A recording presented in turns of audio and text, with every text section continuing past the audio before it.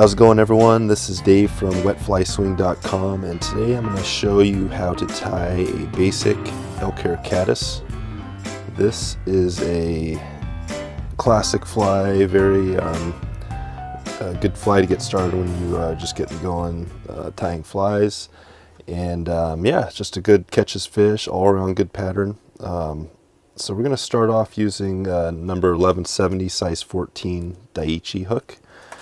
And just using ultra thread size 70. You can take a look in the show notes if you click on the link below, and it'll take you to some more information at the website. We've got some other tips there. There's a PDF guide that walks you through a bunch of fly tying tips if you want to grab it.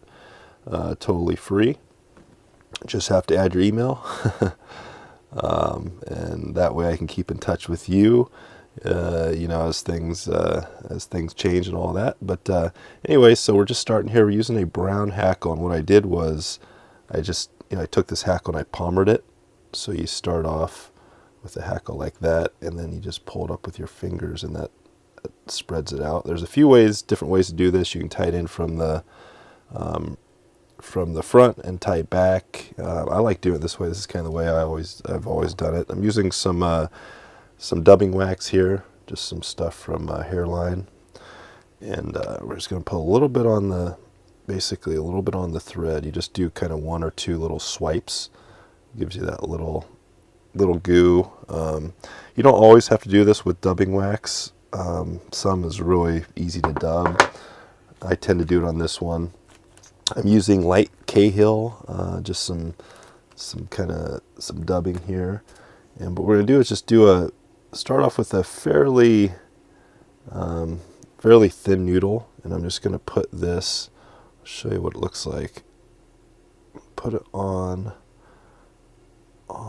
just kind of gently on like that. You can see that. You can see that little amount there. It's kind of hard to tell. I guess it's about, if I had to say, the bulk, it's roughly the size of a what would that be? I'll try to think of something. If I come up with it, I'll let you know. I guess dubbing's a hard thing to quantify, but basically you can see when I tie the fly what this is going to look like, and you can see there's some almost little guard hairy type materials.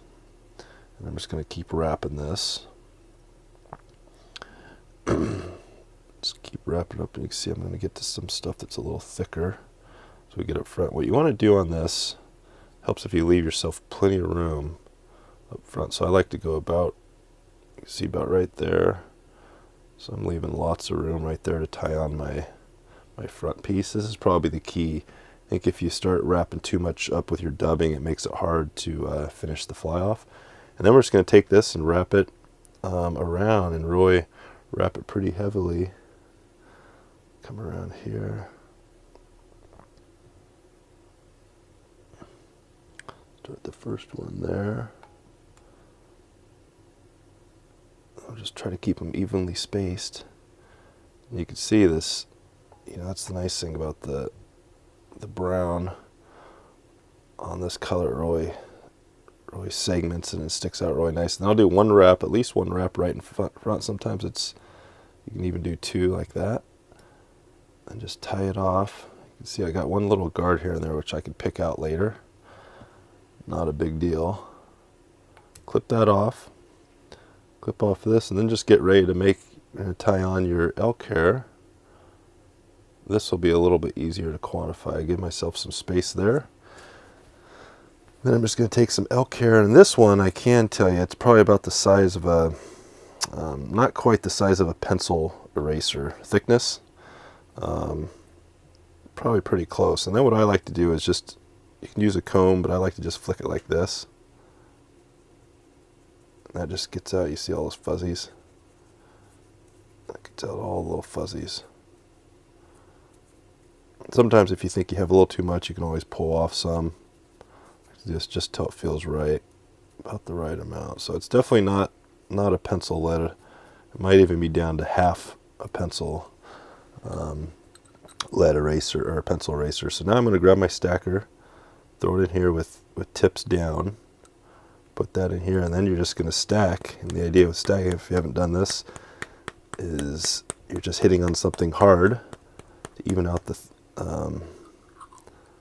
L-care tips. And you can see right there, see how even that comes out, and then you pinch it there.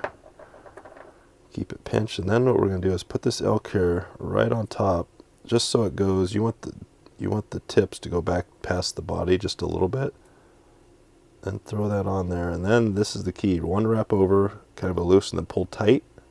1, 2, 3, 4.